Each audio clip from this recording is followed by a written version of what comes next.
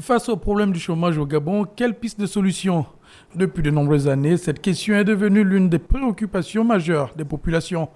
Dans sa politique sociale de lutte contre le chômage et de promotion de l'entrepreneuriat, notamment chez les jeunes et les femmes,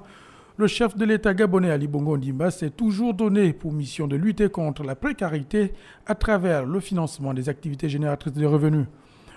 Pour le chef du gouvernement gabonais qui a tenu une séance de travail avec certains membres de son gouvernement et les partenaires sociaux, notamment la CNAMGS, il est nécessaire que les outils dont dispose l'État soient mis à disposition pour asseoir cette politique d'autonomisation des populations. Le Premier ministre nous a réunis ce matin avec le conseil d'administration et la direction générale de la CNAMGS pour voir comment nous pouvons financer les activités génératrices de revenus en vue d'aider les Gabonais économiquement faibles. Comme vous le savez, lors de sa déclaration de politique générale, le Premier ministre nous avait instruit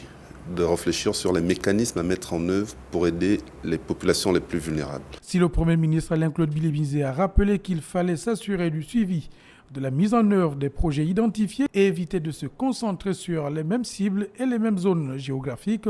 l'objectif est clairement d'atteindre le plus grand nombre. Avec la CNAMGS qui est en charge de la gestion des filets sociaux, nous avons regardé comment nous pouvons mieux apporter une contribution aux femmes commerçantes, aux jeunes qui sont dans la recherche de l'auto-emploi, mais aussi toutes les autres cibles, notamment des personnes âgées, qui